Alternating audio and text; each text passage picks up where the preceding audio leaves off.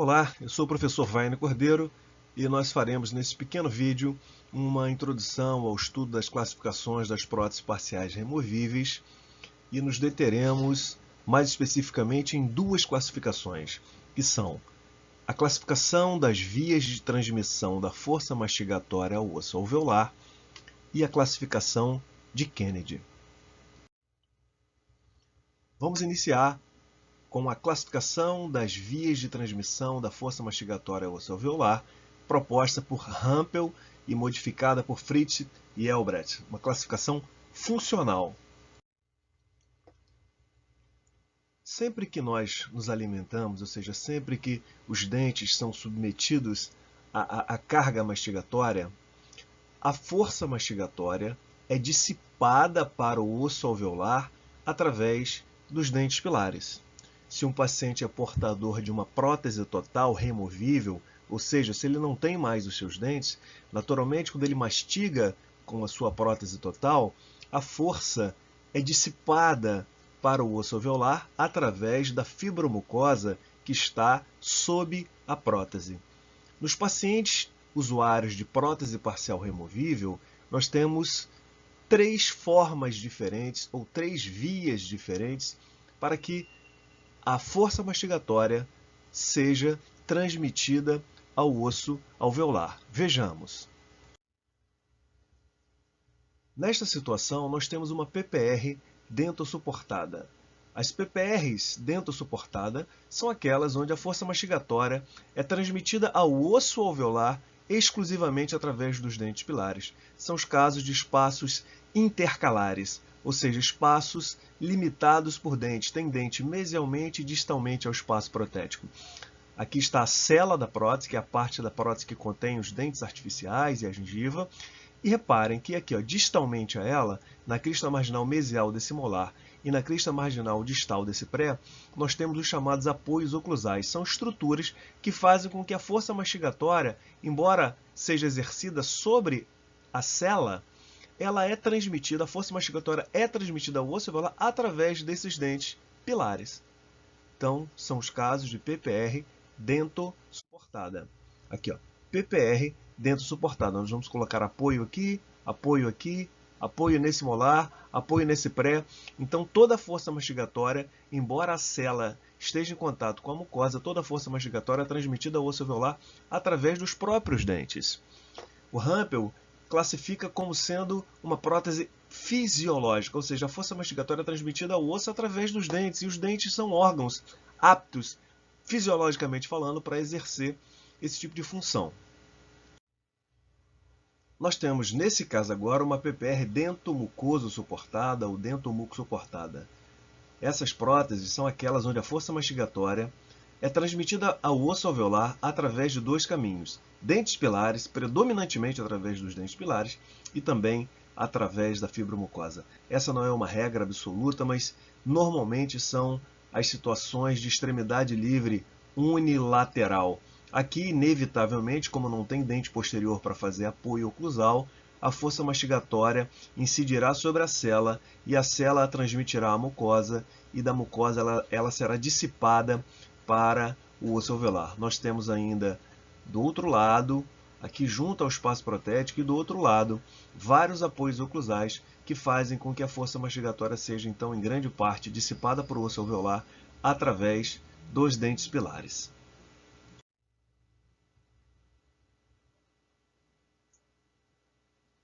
Essas setas representam, então, a força mastigatória sendo transmitida através aqui da cela para a mucosa e depois para o osso, e aqui, em verde, os apoios, os dentes também, que resistem a essa força e fazem com que ela seja transmitida através dos dentes.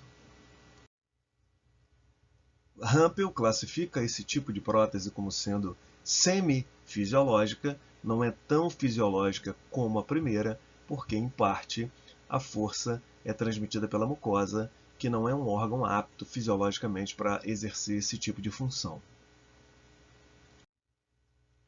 Por fim, nós temos a PPR mucoso ou mucodentossuportada. São aquelas onde a força mastigatória é transmitida ao osso alveolar através da fibra mucosa, predominantemente através da fibra mucosa, mas também através dos dentes. Normalmente, são os casos de grandes espaços protéticos, muito grandes, ausência de muitos dentes, ou, o que é mais comum, os casos de extremidade livre bilateral.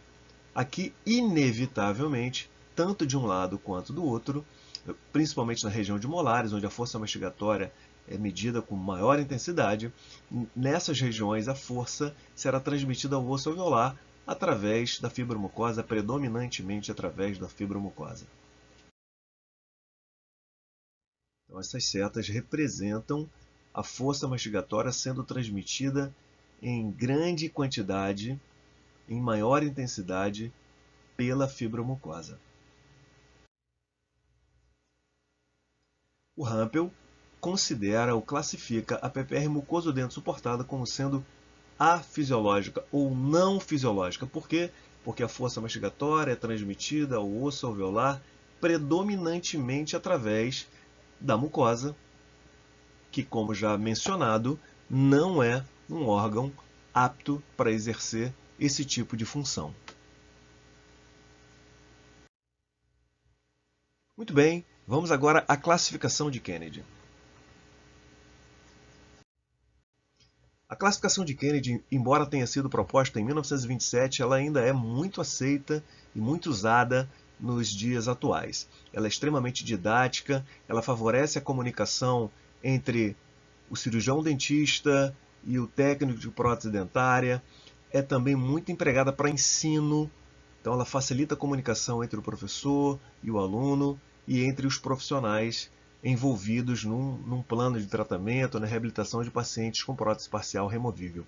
Ela leva em consideração a topografia, o posicionamento dos espaços edêntulos. Ela vai de classe 1 até classe 4 e nos próximos slides eu vou explicar para vocês o que são modificações e quem foi Applegate. Vamos à classe 1. Classe 1 são os pacientes com extremidade livre bilateral, desdentados posteriores bilaterais. Então, essa é a imagem típica. O paciente não tem os últimos dentes dos dois lados do arco. Aqui, ó. Classe 1 de Kennedy, paciente classe 1 de Kennedy no arco superior. Tem só de lateral a canino, não tem os últimos dentes do lado direito nem do lado esquerdo. Mais um caso, muito comum na clínica diária, extremidade livre bilateral, o paciente tem só de canino a canino no arco superior.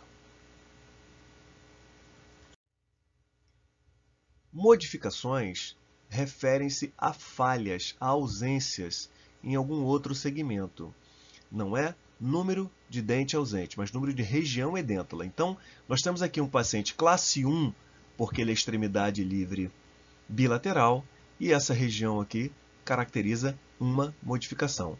Classe 1, modificação 1. Classe 1, modificação 2. Por quê? Extremidade livre bilateral com duas falhas intercaladas. Reparem, não importa o número de dentes ausentes, mas o número de regiões.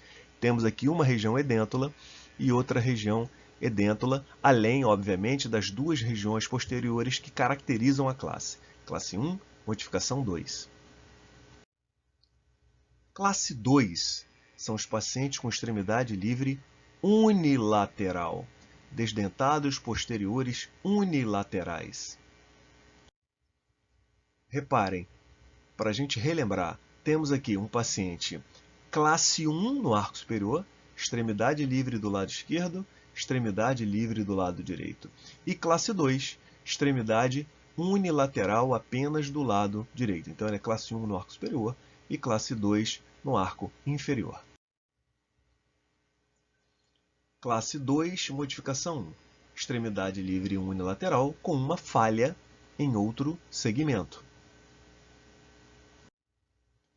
Classe 2, modificação 1. Extremidade livre unilateral com uma falha em outro segmento. Classe 2, modificação 2. Extremidade livre unilateral e temos aqui, olha, uma falha e aqui a segunda falha. Por isso, classe 2, modificação 2. Classe 3 são os pacientes que não têm extremidade livre, nem uni, nem bilateral. Então, são desdentados unilaterais com dentes pilares posteriores ao espaço protético. Então, essa região aqui caracteriza, quando o paciente apresentar um arco com essa configuração, nós estaremos diante de um arco de um paciente classe 3 de Kennedy. Espaços protéticos intercalares, limitado por dentes. Aqui nós temos já a primeira modificação. Paciente classe 3, porque, olha, repara, ele não é extremidade livre nem uni, nem bilateral. Então, ele é um paciente classe 3 e qualquer outra ausência vai representar uma modificação. Classe 3, modificação 1. Mais um caso. Classe 3, agora modificação 2. Olha, reparem, não é extremidade livre, nem uni, nem bilateral. Então, ele é um paciente classe 3, modificação 1, modificação 2. Professor, eu posso fazer essa classificação por esse lado aqui? Ele é classe 3, modificação 2? Sim. É indiferente o lado pelo qual você começa a classificação. O que vai ser importante é o fato do espaço ser mais anterior ou mais posterior. Nós vamos falar sobre isso logo mais à frente nas regras de Applegate. Aqui nós estamos diante de um paciente classe 3, modificação 3. Classe 3, modificação 1, 2, 3. Professor, posso classificar pelo lado de cá? Pode. Classificação classe 3, modificação 1, 2, 3. Não importa o lado. Classe 4. Paciente classe 4 são aqueles pacientes desdentados na região anterior, transpassando a linha média. Então, para ser considerado classe 4, o paciente tem que ter perdido pelo menos os dentes 11 e 21. Paciente classe 4. Não é extremidade livre unilateral e não é um desdentado uni ou bilateral com dente pilar posterior. Então, ele é um desdentado anterior, transpassando a linha média. A classe 4 não admite modificações e as regras de Applegate explicam por que a classe 4 não admite modificações. Então, as regras de Applegate. Primeiro, nós vamos classificar sempre após o planejamento e o preparo da boca. Preparar a boca é fazer todos os tratamentos necessários prévios antes da moldagem e instalação da prótese. Por exemplo, endodontia, periodontia, cirurgia, se tiver que fazer alguma extração, alguma exodontia, faremos tudo antes de moldarmos, de fazermos a moldagem de trabalho. Aqui, por exemplo, esse paciente, ele é um paciente classe 2, porque é uma extremidade livre unilateral aqui no arco inferior. Entretanto, se ele perder esses dentes aqui, ó, o que a imagem sugere, ele deixará de ser um paciente classe 2 puro e vai ser um paciente classe 2. E se ele perder, por exemplo, esses 3 dentes, aqui essa área ficará edêntula, então ele será um paciente classe 2, modificação 1.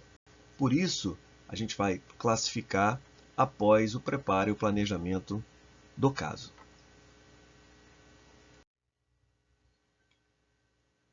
Nós temos nessa radiografia panorâmica, por exemplo, um paciente que é um paciente classe 2, porque é extremidade livre unilateral, modificação 1.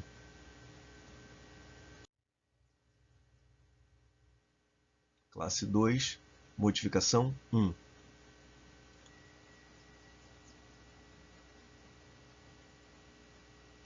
Se esse paciente perder os 2 molares, como a figura sugeriu, como a radiografia sugeriu, ele deixará de ser um paciente classe 2 e passará a ser um paciente classe 1. Por isso, nós vamos classificar apenas após o planejamento e o preparo da boca. É claro que você pode, para efeito didático, dizer, olha, esse paciente é um paciente classe 2, modificação 1. Entretanto, os molares têm indicação para extração. Nesse caso, após as extrações, após as exodontias, ele será um paciente classe 1 de Kennedy.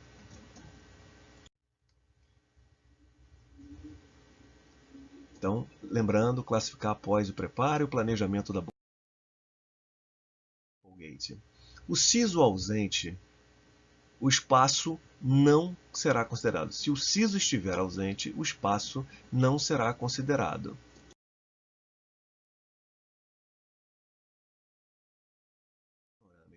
Esse paciente não tem nem 18, nem 28, nem 38, nem 48. Ele simplesmente não se enquadra na classificação de Kennedy. A terceira regra do Applegate, eu esqueci de dizer que o Applegate criou essas regras para facilitar, para normatizar a interpretação, para facilitar a interpretação da classificação de Kennedy. Muito bem. A regra 3 diz que o siso só vai entrar na classificação se ele for pilar. Vejamos essa imagem. Mesmo que vocês ainda não entendam muito de prótese parcial removível, nós estamos apenas começando, vamos pensar. É muito importante que esses molares, que esses sisos, sirvam como pilares da minha PPR. Se nós fizéssemos a exodontia desses dentes, nós sairíamos de uma prótese fisiológica, que seria dento-suportada, para uma prótese afisiológica. Então, vamos aproveitar isso. Já, professor, mas o dente tem restauração, não tem problema. Um dente restaurado, obviamente tem que estar corretamente restaurado, ele sim pode ser pilar de uma PPR. Então, o siso ele entra na classificação se ele for pilar. A quarta regra de Applegate diz que se o segundo molar estiver ausente e se não houver necessidade de sua reposição protética, esse espaço não vai ser considerado. Vejamos. Segundo molar ausente, a reposição protética deste dente é necessária? Sim, certamente que é necessária, porque se não houver a reposição protética desse dente, a tendência é o antagonista sofrer extrusão.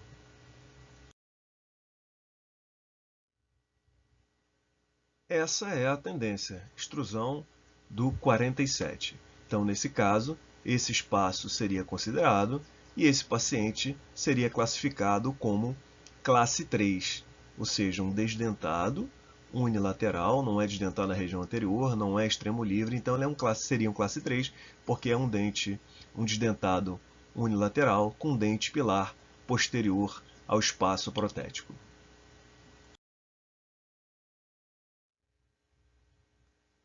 A regra 5 de Applegate afirma que os espaços mais posteriores é que determinam a classe, sempre expressa em algarismo romano. 1, 2, 3 e 4.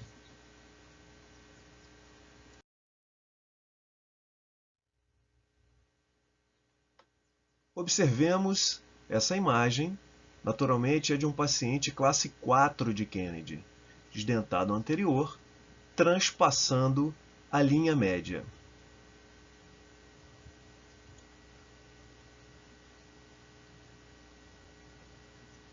Quando esse paciente perde os últimos molares aqui do lado direito, ele passa a ser classe 4 modificação 1? Não. Por que não?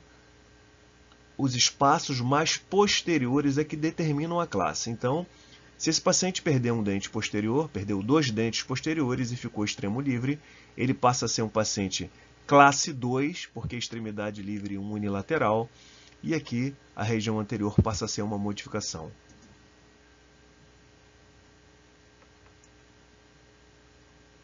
Em vez desse paciente ser um classe 4, modificação 1, porque a classe 4 não admite modificações, ele será um paciente classe 2, extremidade livre, unilateral, com uma falha em outro segmento.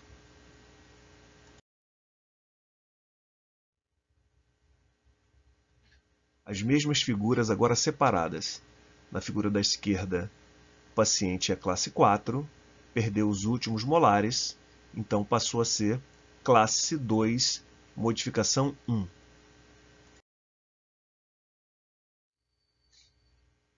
A regra 6 diz que As modificações, que são as regiões edêntolas, são expressas em algarismos arábicos 1, 2, 3, 4, tantas quantas forem possíveis.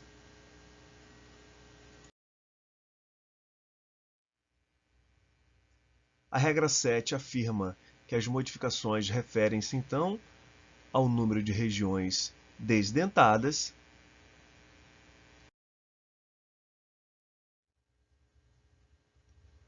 Por fim, a regra de número 8 afirma que a classe 4 de Kennedy não admite modificações por causa da regra 5. Qualquer ausência posterior, essa é a que comandará a classificação.